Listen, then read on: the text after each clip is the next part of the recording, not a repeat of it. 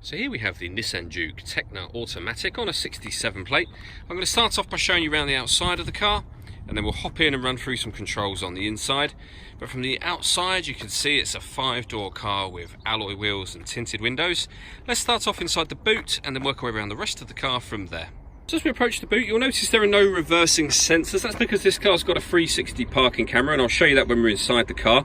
Plenty of boot space though, along with the 60/40 split folding rear seat, and then this tray section which lifts, and if you wish to you can remove it as well, but you can see how much extra boot space you get underneath there.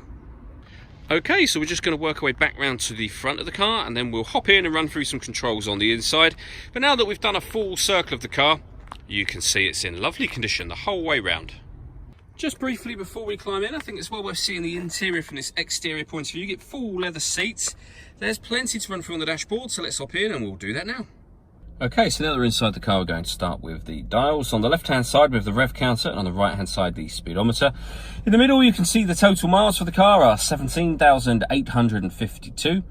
At the very bottom of that section, we've got the gear the car is currently in, where it shows P for park being highlighted. If we back out to the steering wheel, on the left-hand side, we have stereo controls and phone controls. The phone controls, of course, can only be used after you've paired up your phone, and we'll come to that in just a moment. On the left-hand side, we have cruise control and speed limiter. So over in the center here is where you'll pair up your phone, amongst other things. So phone, you hit that button, hit connect, hit pair new device, and then just follow those instructions on screen from there. When it comes to music in this car, we have FM, AM, and DAB radio, as you can see. If you want to listen to your own music, you can do. You can use the CD player. There's also auxiliary and USB inputs, and once you paired your phone, you'll be able to stream your music wirelessly via Bluetooth audio as well.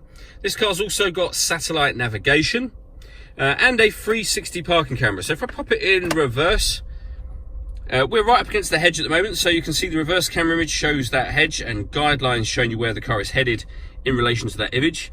And then on the left-hand side, it shows us in the parking space that we are currently in. And it goes a couple of steps beyond that as well. If you press the camera button, you get a front-facing camera and the bird's eye view, or a front-facing camera and the front passenger side wheel. With the lines here, it really helps line the car up at the front of the space, as you can see. Working our way down from there, we have the climate control. So you can adjust the temperature, the fan speed up and down from here.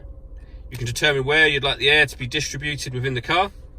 Then when you're happy with all of those settings, that button will turn the air conditioning on, or you can put it into auto, which means hit that button and the car will now maintain the temperature that you've asked for by taking control of the fan speed for you. You can override that at any time you wish to by readjusting the fans, and that'll turn auto back off again. This screen also doubles up as the driver mode screen. So if you hit this button, the menus all change, and you'll find that you can put the car in normal, sport, and eco mode. Whatever mode you put it in, you're changing the engine, the gearbox, the steering, and the climate control. As you can see just there, you can have them in normal, you can have them all in sport, or in eco. Underneath that section, we have a 12-volt charging socket on the left down here, and on the right-hand side, the USB and auxiliary inputs. We then have the fully automatic gearbox, and under the central armrest, driver and passenger heated seats. All that leaves for me to say is thank you for taking the time to watch this video. If you'd like to come and see the car in person and have a test drive, please feel free to call any of our MJA sites. We'd love to hear from you soon.